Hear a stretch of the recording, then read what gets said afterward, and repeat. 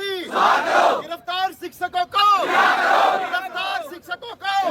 SSC के लिए Rakesh sir, Neetu ma'am सब आए हुए, सारे शिक्षक देश भर से अलग अलग कैटेगरी में जो भी सरकारी नौकरी के लिए पढ़ाते हैं, क्योंकि ऐसा नहीं सिर्फ एसएससी में दिक्कत है, सारे पेपर्स में दिक्कत है कुछ ना कुछ।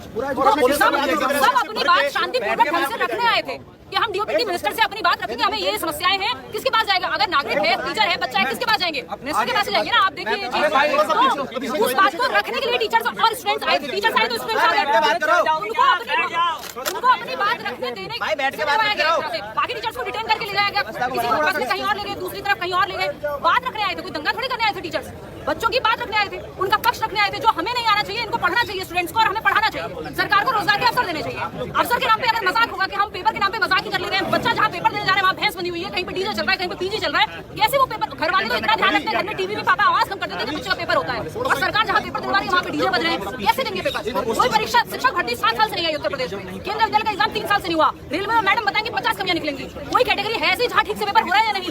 यही बात रखने टीचर्स आए थे बहुत शांतिपूर्ण तरीके से, उनको उठा करके आप ले गए, तो वो अपनी बात नहीं रखेंगे तो फिर कैसे आप तक बात पहुंचेगी? या आप बात सुनना नहीं चाहते हैं तो वो बात अलग है। फिर यहाँ तो हम सब अपनी बात, ये पढ़ रहे हैं, लिख रहे हैं, साल भर बच्चा तैयारी करता है, टीचर पढ़ाता है, इसलिए कि जो रोजगार का अवसर सरकार दे रही है वो अपने कॉम्पिटेंस से, अपनी क्षमता से, अपनी प्रतिभा से। ऐसा नहीं है कि वो कोई मांग रहे हैं कि भाई आप रोजगार दे दो, वो कह रहे अवसर दे दो और ठीक से पेपर करा लो। वो जैसे आपका माउस काम नहीं कर रहा, कंप्यूटर काम नहीं कर रहा, वो कंप्यूटर और माउस नॉर्मल चीज नहीं है। वो आप ये समझिए जब से पेपर ऑनलाइन हुआ तो और वर्ष हो गई चीजें, हम तो अपना हक मांग रहे हैं बस। हक मांग रहे हैं। और दूसरा पेन की तरह है वो जो माउस काम नहीं कर रहा वो पेन के जैसा है कि मान लो पेन नहीं चल रहा हो तो पेपर कैसे देगा बच्चा?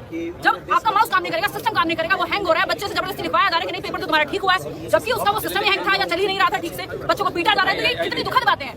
हम लोग बैठ के पढ़ाएं अपने घर पे, यहाँ बारिश में क्यों खड़े हैं? ये लोग इतनी दूर दूर से आए हुए हैं, स्टूडेंट्स क्यों आए हुए हैं? क्योंकि दिक्कत है, बेवजह कोई नहीं आना चाहता। नेता चुनाव के समय पे एक्टिव होते हैं, हम कई बार इस मुद्दे को भी ऐसे बनाया जाता है कि तो कोचिंग वाले इसलिए इस चीज को भड़काते हैं, बट बच्चे से हम डायरेक्टली आत्मीय रूप से कनेक्टेड हैं। हम जो भी है आज अच्छा कर रहे हैं अपने जीवन में इन्हीं की वजह से कर रहे हैं, क्योंकि हमने थोड़ी बहुत मेहनत की, इनको वो चीज काम आती है। हम घर पे नहीं बैठ सकते कि हम आराम से एसी रूम्स में बैठे और ये लोग यहाँ परेशान घूमे। हमें इनकी बात सुननी पड़ेगी और हम सबकी बात सरकार को सुननी चाहिए, प्रशासन को सुननी चाहिए। आप ये देखिए देश भर के कोने कोने से टीचर्स आ रहे हैं, 400 किलोमीटर 500 किलोमीटर से शिक्षकों को बिल्कुल एक अपराधी की तरह से ट्रीट किया गया।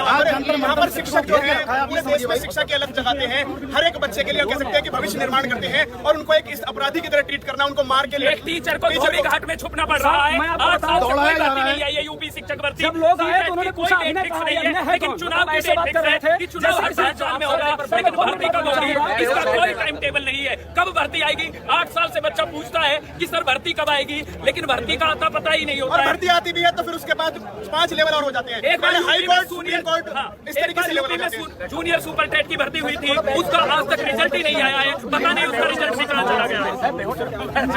भारत माता की, भारत माता की।